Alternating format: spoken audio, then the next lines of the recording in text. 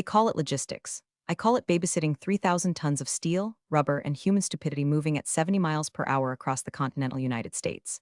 My name is Judy. For 22 years, I've been the invisible glue holding Arcadia freight systems together.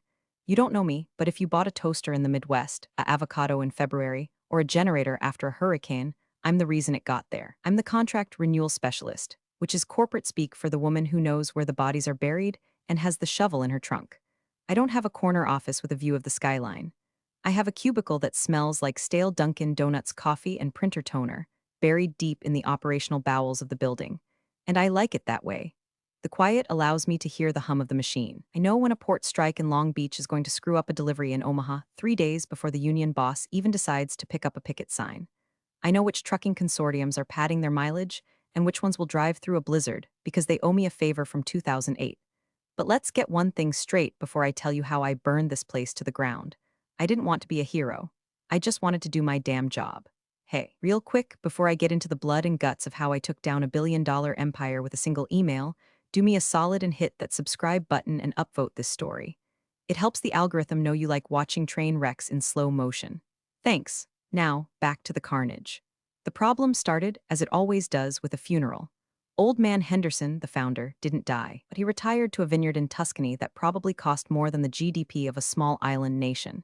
He was a bastard, sure, but he was a bastard who knew the price of diesel. We respected each other. We had an understanding. I kept his trucks moving, and he kept the checks clearing. Then came Travis. Travis Henderson, 32 years old. MBA from a school his daddy paid for a library wing to get him into. Teeth so white they looked like they were radioactive. He walked into the CEO's office wearing a suit that cost more than my car, smelling like sandalwood and unearned confidence. He didn't know a pallet jack from a potato sack, but suddenly he was the captain of the ship. His first week, he installed a kombucha tap in the break room. His second week, he fired the entire janitorial staff to outsource for efficiency, which meant the toilets backed up within 48 hours. By month 3, he was walking around the floor with a woman named Crystal with a K, who was apparently our new director of vibes or operations liaison, or whatever title you give your side piece to get her on the payroll. I kept my head down. I'm a professional. I've survived 3 recessions, a global pandemic, and a cyber attack that required me to route trucks using a paper map and a payphone. I could survive Travis, or so I thought. The friction wasn't immediate. It was a slow grind, like sand in a gearbox. Travis didn't like me. I was legacy. I was analog. I was a middle-aged woman in a cardigan who refused to use Slack because I preferred to pick up the phone and scream at people until the job got done. To him, I was a relic. To me, he was a hood ornament on a Mack truck, shiny, fragile, and completely useless when you hit a deer. I remember the day the dynamic shifted. It was a Tuesday. I was deep in the weeds renegotiating a massive contract with the Gulf Coast Stevedores Union. These guys are tough. They eat nails for breakfast and negotiate with baseball bats. I had been on the phone with their rep, Big Sal, for 4 hours, massaging a 2% rate hike into a deal that would keep our Gulf shipping lanes open for another 5 years. Travis breezed by my desk, Crystal trailing behind him like a lost puppy in Laubautins. Judy, he said, not stopping, just tossing the words over his shoulder like a gum wrapper. We need to talk about your desk. It's cluttered, bad optics for investors. My desk was covered in bills of lading, manifests, and legal pads covered in my chicken scratch handwriting. It was the nervous system of the company. I'm in the middle of the Gulf Coast renewal, Travis, I said, covering the receiver. If I clean my desk, you lose New Orleans. He stopped. He turned around, giving me that pitying smile people give to confused elderly relatives. We have software for that now, Judy. Move it to the cloud, and seriously lose the paper. It's 2024, he walked away. Crystal giggled. Big Sal was still on the line. Everything all right, Jude? Fine, Sal, I said, lighting a mental cigarette because I quit the real ones 10 years ago and God, did I miss them. Just a minor glitch in the matrix. Now, about that overtime clause. I saved the deal. I saved the Gulf Coast lane. The company made $40 million on that contract alone over the next quarter. Did I get a thank you? No. I got an email from HR about the clean desk policy. But the breaking point wasn't work. It never is. It's always the personal disrespect that lights the fuse. It was mid-October. Peak season was ramping up. Halloween candy, Thanksgiving turkeys, Christmas junk, everything was moving at once. I was working 12-hour days, fueled by ibuprofen and spite. Then the email landed. Subject, mandatory attendance celebrating visionary leadership. It was an invitation to Travis's birthday party. Join us this Saturday at the Henderson Estate for a night of innovation, celebration, and cocktails as we honor our CEO, Travis Henderson, on his 33rd trip around the sun. Attendance is mandatory for all senior staff. Saturday, busiest Saturday of the month. The day the Asian imports hit the West Coast ports. The day I had to personally oversee the customs clearance for a massive shipment of pharmaceuticals that, if delayed, would spoil and cost us millions in insurance claims. I looked at the invitation. It was printed on heavy cardstock, embossed with gold foil. It probably cost more than my weekly grocery budget. I hit reply. Travis, happy early birthday. Unfortunately, I cannot attend. I have the pharmalogistics clearance scheduled for Saturday night. It requires live monitoring due to the temperature-sensitive nature of the cargo. Have a drink for me. Regards, Judy. I thought that was it. Professional, polite, reasonable. I was wrong. The next morning, the office felt different. You know that feeling when the barometric pressure drops right before a tornado touches down? The air was heavy. The phones were too quiet. People were looking at me, then looking away. I sat down, booted up my ancient desktop, and took a sip of my lukewarm coffee. My login failed. Access denied. That's weird, I thought. I typed it again. Access denied. I was reaching for the phone to call IT when I heard the click-clack of heels and the squeak of expensive loafers. Judy. Travis's voice boomed. He wasn't smiling today. I spun my chair around. There he was, flanked by Crystal, holding a clipboard. Ironically, and two security guards who looked like they'd rather be anywhere else. Is the server down? I asked, though deep in my gut, right where the ulcer was starting to form, I knew the answer. We're making some changes, Judy. Travis said. He smoothed his tie. It was a silk knit, bright red. A power tie for man with no power. We're pivoting to a more agile leadership structure. Your refusal to integrate with the team culture, he paused. Referencing the party without saying it was the final straw. You're not a team player. I stared at him. The silence stretched out, rubber band tight. You're firing me, I stated flatly. Because I'm working this Saturday instead of watching you drink overpriced vodka? It's about culture fit, Crystal chimed in. Her voice was high and nasal. We need people who vibrate on our frequency. I looked at Crystal. I looked at Travis. I looked at the security guards. Travis, I said. I voiced dangerously calm. I manage the contracts for 3,000 vendors. I am the authorized signatory for the Port of Los Angeles, the Teamsters Local 404, and the Cross-Border Customs Alliance. If I leave, those relationships don't just transfer to the cloud. Travis laughed. It was a dry, ugly sound. Everyone is replaceable, Judy. That's business 101. Now, hand over your badge. Security will escort you out. I looked at my desk. Piles of paper, the sticky notes, the little framed photo of my dog, Buster. I stood up. I didn't scream. I didn't cry. I didn't flip the table. I reached into my pocket, pulled out my plastic ID badge, and dropped it into Travis's outstretched hand. Okay, I said. Travis looked disappointed. He wanted a scene. He wanted me to beg. He wanted to feel like the big man crushing the rebellion. Tell your dad I said good luck, I added. My dad is in Europe. Travis sneered. He doesn't care about the help. He will, I said. I grabbed my purse. I grabbed the picture of Buster, and I walked out. As the elevator doors closed, cutting off the sight of Travis's smug face, I checked my watch. It was 9:14 a.m. By 9:30 a.m., the first truck would be hitting the way station in Toledo. And by 9:45 a.m., the entire Arcadia Freight Systems network was going to start realizing that the heart had just been ripped out of the body. I wasn't just the help, I was the kill switch. And I had just been triggered. The air outside the office building smelled like exhaust and wet pavement. It was a gray morning, the kind that seeps into your bones, but for the first time in 20 years, I didn't feel the chill. I felt light. I walked across the parking lot to my 2016 Ford Explorer. It had a dent in the rear bumper from a loading dock accident I supervised 3 years ago. I tossed my purse and the picture of Buster onto the passenger seat. I didn't start the car immediately. Instead, I sat there, listening to the rain tap against the roof. Most people, when they get fired after 2 decades of service, they panic. They worry about the mortgage. They worry about health insurance. They worry about their identity. And sure, a part of me was doing that math. I'm a single woman in my 40s. The job market isn't exactly begging for people who know how to manually reconcile a customs manifest from 1998. But another part of me, the part that had dealt with angry truckers, corrupt port officials, and hysterical clients, was already moving into crisis management mode.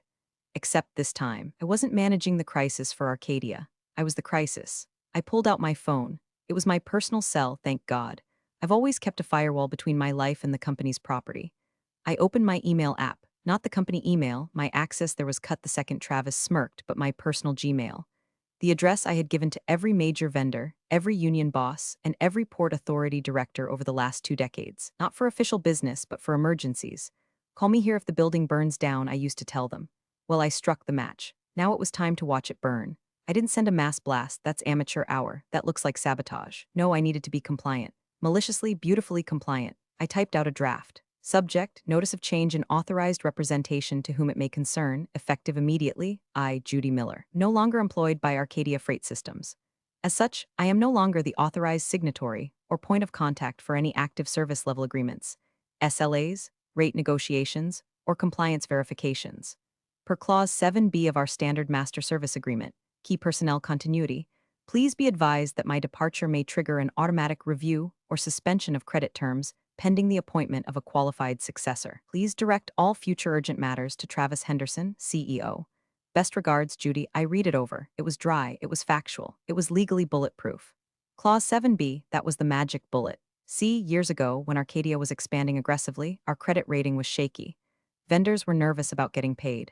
To soothe them, Old Man Henderson had me insert a clause into our major contracts. Basically said that if the key personnel, me, who held the relationship left the company, the vendor had the right to immediately pause services or demand cash upfront until they vetted the new management. It was a trust clause. They trusted me, not the company. Travis didn't know about Clause 7B. Travis probably thought a master service agreement was a bondage term. I hit send on the first email, then the second, then the third. I went down the list alphabetically. A, B, C, Allied Trucking Consortium. Sent, Bayonne Port Authority. Sent, Canadian Border Services Brokerage. Sent. I sat there for 20 minutes just hitting send. It was rhythmic, therapeutic, like popping bubble wrap, but every pop cost Arcadia $100,000. My phone buzzed. It was Big Sal from the Gulf Coast Union. Judy, what the hell is this email? His voice rumbled, sounding like gravel in a blender. I just got a bounce back from your work address saying user unknown. I'm out, Sal, I said, leaning back in my seat. Travis let me go this morning. Culture fit. Culture fit? Sal laughed, a barking sound. Does he know the ink isn't even dry on the renewal we talked about Tuesday? He doesn't seem to think it matters, Sal. He thinks the software handles it. Software don't buy me a beer when my guys are working Christmas, Sal grumbled. So, who's handling the dispatch for the chemical shipment tonight? That stuff is volatile. If my guys don't have the hazmat clearance codes signed by a certified officer, that would be Travis, I said, or maybe Crystal. She vibrates on a high frequency, Sal. I'm sure she can vibrate the hazmat paperwork through. Yeah, no, Sal said. I ain't risking my guys. If you ain't signing off, the trucks don't roll. Clause 7B, right? Clause 7B, I confirmed. Strict adherence to safety protocols. You got it, Jude. Trucks are parking. Enjoy your day off. The line went dead. I smiled, one domino down. I started the car and drove out of the lot. As I turned onto the main road, I passed a line of Arcadia trucks heading inbound. They looked so impressive, those big blue cabs with the silver logo. The drivers had no idea that in about an hour, their fuel cards were going to get declined because the fleet management vendor, Bob from FleetCor, whom I sent a Christmas card to every year, was about to read my email. I didn't go home. I couldn't sit in my apartment and stare at the walls. I needed a command post. I drove to the depot, a Greasy Spoon diner about 3 miles away. It was a trucker joint. Vinyl booths patched with duct tape, coffee that tasted like battery acid, and eggs that were cooked in grease older than Travis. It was perfect. I walked in. The waitress, Marge, nodded at me. She knew me. I'd spent many late nights here waiting for driver to show up. Coffee, Han? Marge asked. Keep the pot, Marge, and give me the Wi-Fi password again. I set up my laptop on the sticky table. My phone started buzzing again and again and again. Incoming call, Swift Logistics Dispatch. Incoming call, Newark Customs Broker. Incoming call, Travis Henderson, work.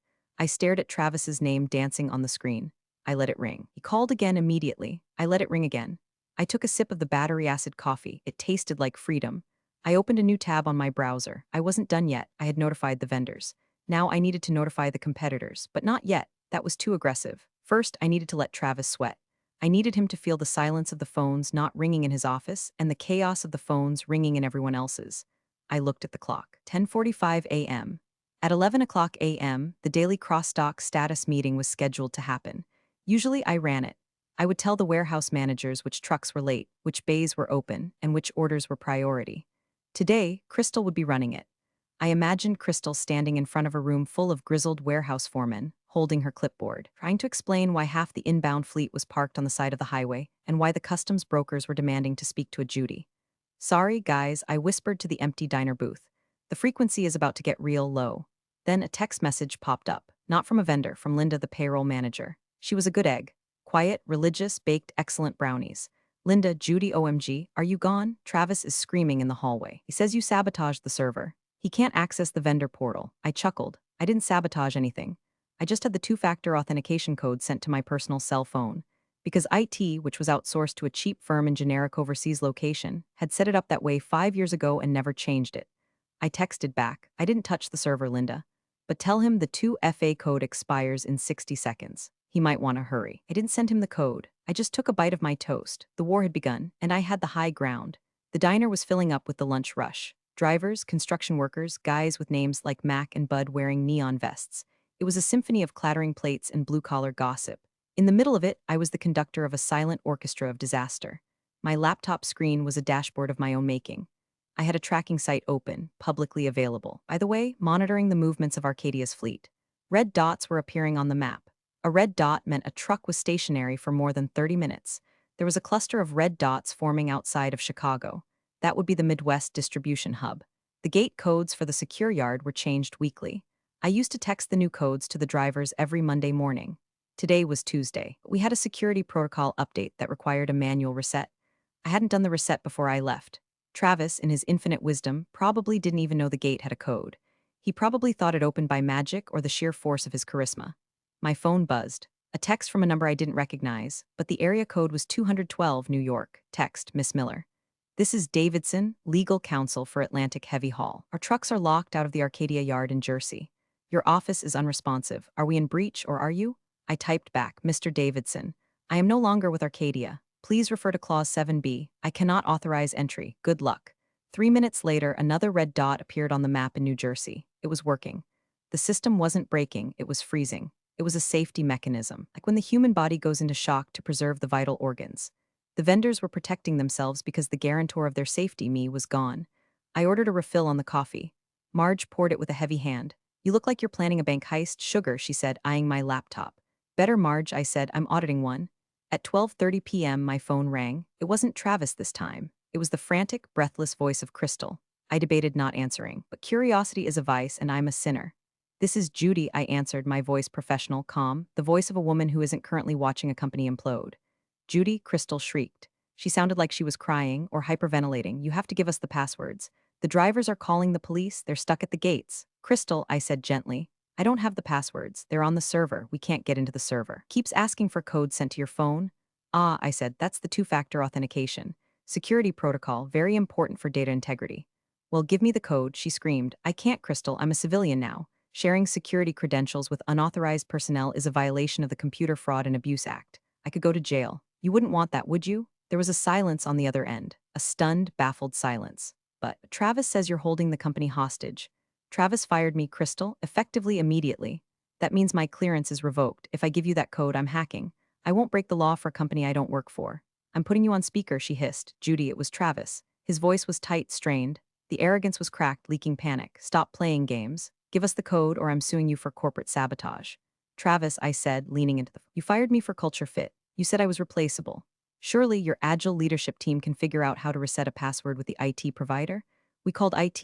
They said the account admin has to authorize the reset. That's you. Sounds like a flaw in your org chart, I said. I'd suggest you call the IT provider's emergency line. It costs $5,000 a minute, but they can override it in, oh, maybe 24 hours. 24 hours. Travis exploded. We have 400 tons of frozen seafood sitting in Miami. It'll rot. Seafood, I mused. That's tricky. You need the reefer units running. Did you renew the fuel cards for the refrigeration trucks? Those expire on the 15th of the month. Today is the 16th. I usually handle that manually because the automated system glitches with the Florida vendors. I heard a thud. It sounded like someone punching a desk. Fix it, Judy. Come back in. Fix it and maybe we won't sue you. Are you offering me my job back? I asked. I'm offering you a chance to not be destroyed. He yelled. No thanks, I said. I'm busy. I'm cleaning my apartment. Feng shui, very important for the vibes. I hung up. I stared at the phone. My hand was shaking slightly, not from fear but from adrenaline. I had just hung up on the CEO of a billion-dollar company. I looked at the map. More red dots. A cluster in Miami now. Seafood? I felt a twinge of guilt. Not for Travis, but for the seafood and the drivers. The drivers were the innocent pawns here. I opened my contact list. I found the number for Miami Mike, the foreman at the cold storage facility where our trucks were likely idling. I texted him, Mike, it's Judy, I'm out. The kid is driving the bus off a cliff. The fuel cards are gonna bounce. Don't let the drivers sit there. Tell them to decouple and hook up to the shore power at your yard. Charge it to the emergency contingency account. I set it up 3 years ago. It's pre-funded. Mike texted back instantly, Roger that, Mama Bear. I heard the news. We got you. Screw the kid. We'll save the shrimp, but we ain't releasing the trucks until you say so. I smiled. The shrimp were safe. The drivers were safe. Travis was screwed. I realized then that I wasn't just unemployed. I was a freelancer, and my currency was influence. I closed the laptop. The diner rush was dying down. I needed to make a move. Sitting here was reactive. I needed to be proactive. I thought about who stood to gain the most from Arcadia's collapse. Global Logistics Corp. GLC, our biggest rival. Their regional VP, a shark named Marcus Thorne, had been trying to poach me for a decade. I always said no out of loyalty to old man Henderson. Loyalty is a two-way street, and Travis had just paved over it. I picked up my phone. I dialed Marcus's number. He answered on the second ring. Judy Miller, his smooth baritone voice purred. To what do I owe the pleasure? Did you finally get tired of saving the world for peanuts? I'm free, Marcus, I said. Free? Fired this morning. There was a pause, a thoughtful, expensive pause. Where are you? He asked. At the depot on Route 9. Stay there, Marcus said. I'm sending a car, we have lunch, and we talk about the future. Marcus, I said, one thing, yes, I'm not coming alone. Oh, I'm bringing the Port of Los Angeles, the Gulf Coast Union, and the Canadian Border Control with me. I could practically hear him smiling through the phone. I'll send the limo, he said. A black Mercedes S-Class pulls up to a truck stop diner. It sticks out like a diamond in a pile of coal. The driver, a guy who looks like he doubles as a bouncer for a high-end club, opens the door for me. I grab my beat-up tote bag and my laptop. Marge behind the counter whistles. Moving up in the world, Judy? Just a different kind of ride, Marge, I say. I slide into the back seat. It smells like new leather and money. As we glide onto the highway, heading toward the business district, I check the news on my phone. Nothing on the major networks yet. Logistics is boring until it breaks, but the industry trade blogs are lighting up. Freight Waves headline, Arcadia Systems reporting major IT outage, ports gridlocked. The Lodestar, who is Judy Miller? Why truckers are refusing to move for Arcadia Freight? I almost laugh, I'm trending. In the weirdest, nerdiest corner of the internet, I am a celebrity. My phone vibrates, a voicemail, it's from my mother. Linda, the payroll manager, must have called the prayer circle. Judith, my mom's voice quavers. Pastor Dave heard you were fired. We're praying for you. Also, Aunt Barb wants to know if you can still get her that discount on shipping a pallet of ceramic frogs from Mexico. Call me. I rub my temples. Even in the apocalypse, Aunt Barb needs her frogs. We arrive at the Obsidian, a steakhouse downtown where the waiters wear tuxedos and the water costs $9. Marcus Thorne is waiting at a corner table. He looks like a Bond villain who decided to go into supply chain management instead of world domination. Perfectly tailored suit, gray temples, eyes that calculate profit margins in real time. Judy, he stands, offering a hand. You look energized. I look like I've been fired, Marcus, I say, sitting down. Let's cut the crap, you know what's happening. I do, he nods, signaling the waiter. Our dispatchers are reporting a massive uptick in spot market requests. Arcadia loads are being dumped on the open board. Rates are skyrocketing. It's a feeding frenzy. Travis is panicking, I say, unfolding the napkin. He's trying to cover the loads he can't move. But he doesn't have the drivers. And why is that, Judy? Marcus leans in. Why are the drivers parking? Unions don't strike over a mid-level manager getting canned. I'm not mid-level, Marcus. I'm the insurance policy. They know that without me the checks might bounce, the way station tickets won't get paid, and the customs brokers won't clear the papers. I didn't tell them to stop. I just told them I wasn't there to protect them anymore. Self-preservation did the rest. The waiter arrives. I order a whiskey neat. Marcus orders a sparkling water. So Marcus says, what do you want? A VP title? Corner office? We can match your salary. Add 20%. I don't want a job, Marcus, I say, staring at him. I want autonomy. Explain, I want to build a division within global, strategic accounts. I bring my book of business, my vendors, my contacts, my trust. I run it my way. No interference from your director of vibes or whatever corporate fluff you have. I report to you, and only you. And if I say a truck moves, it moves. If I say we pay a premium to get a driver home for Christmas, we pay it. Marcus taps his finger on the table. You're asking for a fiefdom. I'm offering you an empire, I correct him. Arcadia is bleeding out. By tomorrow morning, their major clients, Amazon, Walmart, Target, will be looking for lifeboat. I can be that lifeboat, but I steer the ship. Marcus smiles. It's a predatory smile, but I like it. It's honest. Deal, he says, but you have to bring the port of LA with you immediately. We have a backlog. Done, I say. Give me a contract. While we're waiting for the steaks, my phone buzzes again. It's a text from an unknown number. Text, you bitch. You leaked the customs codes. It's Travis. He's moved from professional threats to personal insults. I text back, I didn't leak anything. I just didn't renew the encryption license. It expired at noon. Should have checked the autopay. I take a sip of whiskey. It burns, but it's a good burn. Then a notification pops up that makes my blood run cold. Alert Department of Transportation. Incident report. Arcadia Freight Vehicle 404 involved in multi-car pileup on I-80. Hazmat spill. My stomach drops. Hazmat, that's the chemical load Big Sal was worried about. I call Sal immediately. He answers on the first ring. Judy, tell me you saw it, Sal says. He sounds shaken. I saw the alert. Was it one of ours? Yeah, but listen. It wasn't one of my guys. It was a scab. Non-union driver Travis hired off a digital freight board an hour ago to move the load because we refused. Oh my God, I whisper.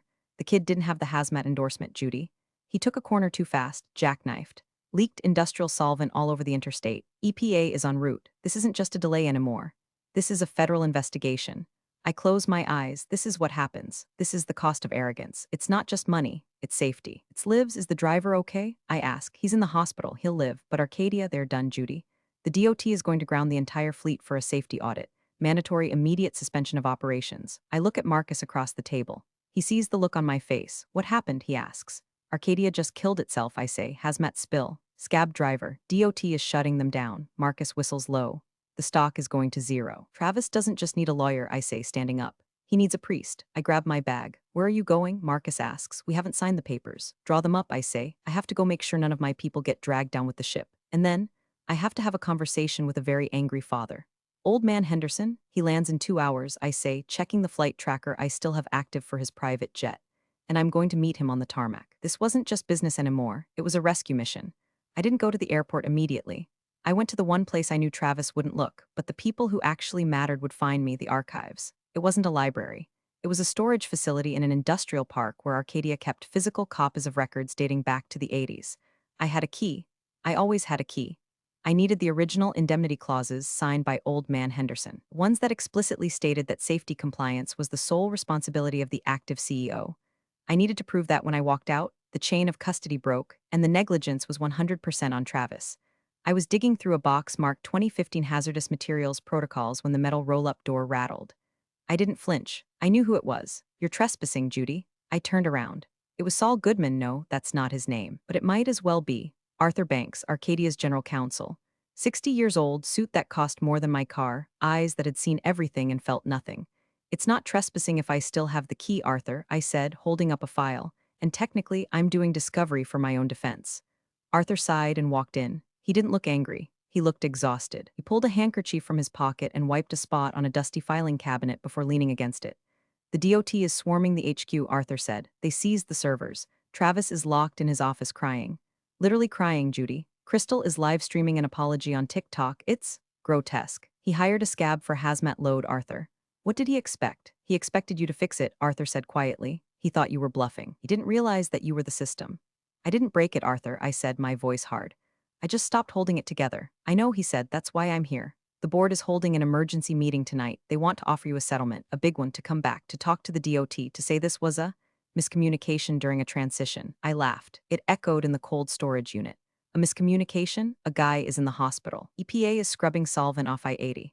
You want me to go under oath and say that's a whoopsie? We want you to save the company, Arthur said. For the employees, for Linden payroll, for the drivers, I am saving them, I said. I'm moving them. I'm taking a job with Global, Arthur. And I'm taking the good people with me.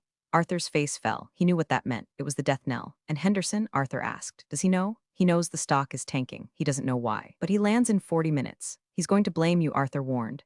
He's a father first, a businessman second. He'll see this as betrayal. He can see it however he wants, I said, tucking the file into my bag, but he's going to listen to me. I walked past Arthur. He didn't try to stop me. Judy, he called out as I reached the door. I paused. That email regarding Clause 7B? He said, brilliant, evil, but brilliant. It tied my hands completely. I couldn't even threaten the vendors legally because they were contractually obligated to pause. Read the fine print, Arthur, I said. I wrote it. I drove to the private airfield on the outskirts of the city. The rain had stopped, leaving the sky a bruised purple. I parked near the fence, watching the runway lights flicker on. A Gulfstream G650 descended from the clouds, sleek and white. It touched down with a screech of tires that sounded like a scream. Founder was home. I didn't go to the plane. I wasn't allowed on the tarmac. I waited by the gate where his driver usually picked him up. But the driver wasn't there. The driver was probably stuck in the chaos at HQ, or maybe he'd quit too. The plane taxied to the hangar. The stairs lowered. Old man Henderson descended. He was 72, but he moved like a linebacker. He was on his phone, shouting. Even from 50 yards away, I could see the rage radiating off him. He looked around for his car. He saw nothing. Then he saw my Ford Explorer. I rolled down the window. He stormed over, his coat flapping in the wind. He looked like Lear on the heath. You, he roared, pointing a finger at me. You ungrateful, treacherous, get in, Walter, I said, using his first name. I never used his first name. He stopped. The shock of it silenced him for a second. Get in, I repeated. Your driver isn't coming. Travis fired the dispatch team, so nobody told the limo service your flight was early. I'm the only ride you have. He stared at me, his face red. He looked at the empty parking lot. He looked at his phone, which was likely blowing up with bad news. He yanked the door open and climbed into the passenger seat. Drive, he growled, and start explaining why my company is worth half of what it was this morning. Put your seatbelt on, Walter, I said. Shifting into gear, it's a long story. And it starts with a pair of Lululemon leggings and your son's ego. We peeled out of the airfield. The king and the exile, riding in a 2016 Ford Explorer. You destroyed my legacy, he spat, staring out the window. No, Walter, I said, merging onto the highway. I just turned the lights on. You're the one who left the kids alone with matches. Travis said you hacked the system, locked him out. Travis doesn't know the difference between a hack and an expired password. I left. The system followed me. That's not sabotage, Walter. That's gravity. He stayed silent for a mile. The accident, he said, his voice softer, older. Is the driver? He's alive. But the EPA fines will bankrupt the liquidity you have on hand. I have reserves. Not enough to cover a gross negligence suit when the DOT finds out your CEO hired a non-certified driver via an app because he fired the compliance officer. He turned to look at me. His eyes were cold blue steel. So you want your job back, is that it? You want a raise? You want me to fire Travis? I don't want my job back, I said. I'm done, Walter. I'm just doing this courtesy ride so you don't hear it from the news. Hear what? That I'm taking the supply chain with me to global. The silence in the car was deafening. It was the sound of an era ending. You wouldn't, he whispered. I already did. The Port of LA signed the transfer request 10 minutes ago. He looked like he might have a stroke. But then a strange thing happened. He slumped back in the seat and he started to laugh, a dry, wheezing chuckle. Clause 7B, he muttered. I remember when you wrote that. I told you it was overkill. It was insurance, I said, and you cashed it in. I had to. We were approaching the HQ. Police lights were flashing in the parking lot. News vans were set up on the lawn. It looked like a crime scene. Drop me at the back, he said. I drove around to the loading docks, the place where I started 20 years ago. He opened the door. He paused, one foot on the pavement. Judy, he said, yeah, Walter, if I fire him, if I fire Travis, will you stay? I looked at the loading dock. I looked at the crumbling concrete. I looked at the empire I had built with my own blood and stress. No, I said. He nodded. He understood. He slammed the door and walked toward the chaos, a king returning to a burning castle. I put the car in reverse. I didn't watch him go. I had a contract to sign with Marcus. The contract with Global Logistics Corp was thick, 50 pages of legalese on bonded paper. Marcus Thorne sat across from me in his office, which, unlike my old cubicle, had a view of the entire city, including the smoke rising, metaphorically mostly, from Arcadia's headquarters 3 miles east. Standard non-compete is waived, Marcus said, tapping a section with a Montblanc pen. We've also added the autonomy clause you requested. You answer to me and the board, no middle management. I read the text. It was everything I had ever wanted. Respect, authority, pay that actually reflected the fact that I never slept. But as I held the pen, I felt a strange heaviness. I wasn't just signing a job offer. I was signing a death warrant for the place I'd spent half my life. Cold feet? Marcus asked, watching me closely. Phantom limb pain, I replied. I spent 20 years building that network, Marcus. It feels weird to sell it. You're not selling it, Judy. You're rescuing it. Arcadia is radioactive. If those vendors don't move to us, they go under. The small trucking companies, the mom-and-pop warehouses, they need a host. You're the host. He was right. That was the brutal logic of the supply chain. Move or die. I signed. Judith Miller, Senior Vice President of Strategic Operations. Welcome to the dark side, Marcus smiled, sliding a glass of champagne toward me. I prefer to think of it as the winning side, I said, ignoring the drink. Now, can I get a phone? Have work to do? For the next 6 hours, I sat in a leather chair that cost more than my first car and dismantled my old life. I called the Port of Los Angeles. Judy, thank God, we have containers stacked to the moon. Arcadia isn't answering. What do we do? Reroute to Global Code 884, I said. I'm authorizing the transfer. You're at Global? Okay, switching the manifest now. I called the Consortium of Midwest Truckers. Hey boys, it's Judy. I heard about the crash. Listen, if you want your invoices paid this week, you need to bill Global. I'm fast-tracking the vendor setup. We're with you, Judy. Just tell us where to drive. It was a landslide, a mass migration. By 8 p.m., I had moved 60% of Arcadia's active volume to Global. My phone buzzed, a text from Linda at Arcadia. Linda, it's a bloodbath here. Walter fired Travis. Security escorted him out. He was crying, Judy. Actually crying. Walter is in the conference room. He looks old. He's asking for you. I stared at the screen. Travis was gone. The witch was dead, but the house had already fallen. Marcus, I said, I need to step out. You just started, he frowned. I need to close the loop, I said. I drove back to Arcadia. The news vans were gone, but the police tape was still up around the hazmat area. The building looked dark except for the lights on the top floor. The executive suite. My badge didn't work, obviously. I buzzed the intercom. Security, a tired voice answered. It's Judy, I said. There was a pause, then the buzzer buzzed. I walked through the lobby. It was empty, a ghost town. The Employee of the Month plaque still had a picture of Crystal on it. I resisted the urge to rip it down. I took the elevator up. The executive floor was silent. I walked past Travis's office. The door was open. It was trashed. Papers everywhere. Broken vase, a spilled kombucha on the rug, the smell of failure. I walked to the boardroom. Walter Henderson was sitting at the head of the long mahogany table. He was alone. A bottle of scotch was open in front of him. He looked up when I entered. He looked shrunken, defeated. You took them all, he said. It wasn't a question. I took the ones who wanted to survive, I said, remaining standing. Global stock is up 8% in after-hours trading, he muttered. Arcadia is. Quotable trading halted. He poured 2 glasses of scotch. He slid one down the table. It stopped right at the edge near me. I fired him, Walter said. Travis. I cut him off, disinherited him. He's gone, that's good, Walter. But it's a day late, I know. He slammed his hand on the table. I know, I trusted him. He's my son. He's an idiot, Walter, and you knew it. But you let him play CEO because you wanted a legacy. And what is this? He gestured around the empty room. Is this my legacy? No, I said, picking up the glass. I am. He stared at me. I trained the people who actually run this place. I wrote the contracts. I built the relationships. You provided the capital, Walter, but I provided the competence. And when you let that competence walk out the door, you lost the right to the legacy. I downed the scotch. It was expensive. Smooth. I offered you the COO job, he said quietly. In the car. You said no, because I don't want to fix your mistakes anymore, I said. I want to build something new with Marcus Thorne. He sneered. He's a shark. He's a shark who knows not to bite the hand that feeds the logistics network, I said. I put the glass down. I came here to tell you one thing, Walter, Linda, in payroll and the warehouse team, and the dispatchers. Don't screw them. Give them their severance. If I hear that one paycheck bounces, I will poach every single remaining employee you have and leave you with nothing but the copper wire in the walls. Walter looked at me. For a moment, I saw the old fire in his eyes, the respect. They'll be paid, he said. Good. I turned to leave. Judy, he said. I stopped. You were the best I ever had, he said. I know, I said. That's why it cost you so much to lose me. I walked out. I took the elevator down. I walked to my car. I deleted the emergency contact list from my personal phone. They were all in the global database now. I was done. You'd think that after destroying $1 billion company, I'd go home and sleep for a week. But adrenaline is a hell of a drug, and I was wired. I needed one more thing, a cherry on top of the sundae of destruction. I knew where Travis would go. Not to his dad's house, he'd been kicked out. Not to a hotel. His credit cards were likely frozen by the company lawyers. He'd go to the Omni, a trendy bar where the local influencers hung out. He needed validation. He needed an audience. I drove by. Sure enough, his Tesla, the one with the custom CEO 1 plate, was parked illegally in a loading zone. I parked across the street and watched. Through the window, I could see him. He was at the bar, waving his arms, talking to a group of bored-looking women. Crystal was there too, but she wasn't standing next to him. She was on her phone, thumbing furiously. I pulled out my phone. I still had Crystal's Instagram notifications on. New post from @Crystal Vibes. Image, a selfie of her looking sad with a filter. Caption, sometimes you have to cut toxic people out of your life to protect your peace. New chapter starting. #single life, #boss babe, #not my fault. I laughed out loud in the dark car. She had dumped him. Ship hadn't even fully sunk and the rats were already posting about it. Travis looked erratic inside. He grabbed a woman's arm. She pulled away. The bouncer stepped in. It was pathetic. He wasn't a titan of industry. He was just a drunk kid with a canceled credit card. I decided not to go in. I didn't need to rub it in.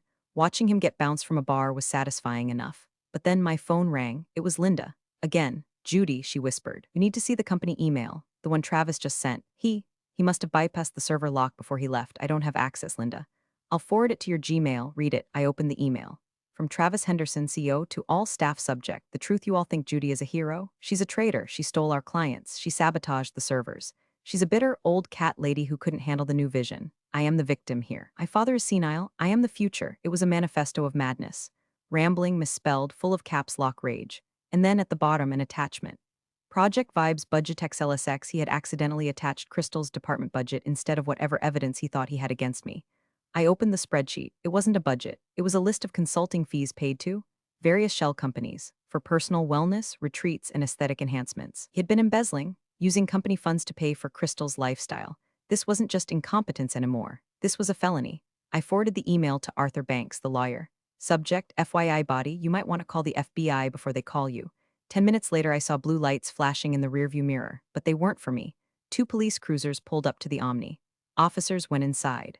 Moments later, they came out escorting Travis. He was in cuffs. He was screaming, "Do you know who I am? I'm the CEO." I watched them shove him into the back of the cruiser. "No, Travis," I whispered. "You're a liability." I put the car in drive. Now it was truly over. I drove home. My apartment was quiet. Buster, my golden retriever, greeted me with a wagging tail, oblivious to the fact that his owner had just decapitated a corporate dynasty. I sat on my couch. The TV was off. I poured a glass of cheap wine, not the good stuff Marcus had offered. My phone rang. It was Walter Henderson. "He's in jail," Walter said. His voice sounded like broken glass. I said, embezzlement. "Arthur says it's millions. He stole from the pension fund, Judy. That hit me. The pension fund, the money for the drivers. For Marge's husband who drove for us for 30 years. Fix it, Walter." I said. "I can't. The accounts are frozen." "The fines, Judy. If the pension is gone, these people have nothing." I closed my eyes. I wanted to destroy Travis. I didn't want to destroy the drivers. "Judy," Walter pleaded, "you have the contracts. You have the leverage. You're with Global now. Can you structure the deal so Global absorbs the pension liability?" It was a massive ask. It would cost Global millions. Marcus would hate it. It made no business sense. But then I thought about Big Sal. I thought about the guys who drove through blizzards. I can try, I said, but it will cost you. Anything. You sell the Arcadia brand to Global for $1. We take the assets, we take the liabilities, we take the pension, you walk away, you retire to Italy, and you never ever come back. You want me to sell my life's work for $1. It's worth less than that right now, Walter. It's negative equity. I'm offering you a clean exit. There was a long silence. Do it, he said. I hung up, I called Marcus. It was 11 o'clock p.m. Judy, change of plans, Marcus. We're not just taking the clients. We're buying the whole damn company. For how much? $1. And the catch, we assume the pension fund liability. Judy, that's sentimental. That's not good business. It's great business, Marcus. We get the fleet. We get the warehouses. We get the drivers, loyal drivers who will know that we saved their retirement. You want loyalty. You buy it? Marcus was silent. He was calculating. You're a shark, Judy, he said finally. A sentimental shark, but fine, draft it. I leaned back on the couch. I had done it. I had destroyed the king, jailed the prince, and usurped the kingdom, and I saved the peasants. I took a sip of wine. It didn't taste like victory. It tasted like exhaustion. But it was the best wine I'd ever had. 3 weeks later, my new office at Global has a glass wall. I can see the harbor from here. I can see the cranes loading containers onto ships. Some of those containers are painted Arcadia blue, but they have a Global Logistics sticker slapped over the logo. We're calling it the acquisition of the decade. Forbes wrote an article about it. They called me the Iron Lady of Logistics. I hate it, but I framed it for my mom. Travis is out on bail, awaiting trial. Rumors say Crystal is testifying against him in exchange for immunity. She's launching a podcast about surviving toxic workplaces. I subscribed. It's hilarious. Walter is in Tuscany. He sent me a case of wine. I haven't opened it. The drivers kept their pensions. Big Sal sent me a bouquet of flowers that was so big it required a forklift to get it to my desk. The card read, to the boss lady. We roll when you say roll. I sat at my desk, looking at the clean, digital dashboard on my 3 monitors. No paper, no clutter, just efficiency. My assistant, a sharp kid named Leo who actually knows how to use Excel, walked in. Mail call, Judy. He dropped a stack of letters on my desk. I flipped through them. Vendor contracts, thank you notes, and then a small pink envelope. It was from the Department of Corrections. I opened it, a letter from Travis. Handwritten. Judy, you think you won. You're just a cog. You'll always be a cog. I hope you enjoy your cubicle. I looked at my sprawling corner office. I looked at the view of the empire I now commanded. I didn't feel anger. I felt nothing. He was a ghost, a glitch I had patched. I picked up the letter. I walked over to the shredder. The pink paper turned into confetti. I walked back to my desk. My phone rang. It was Marcus. Judy, we have a situation in the Suez Canal. A ship is stuck. We need a reroute plan. I smiled. I'm on it, I said. I put on my headset. I pulled up the map. The machine was humming, and I was the one holding the wrench. Let's move some freight, I said to the empty room. And for the first time in 20 years, I didn't need a cigarette. Thanks for watching, you cubicle warriors. Hit that subscribe button. Unless you're my old boss, then you're on your own. Revenge of the coffee pot strikes again.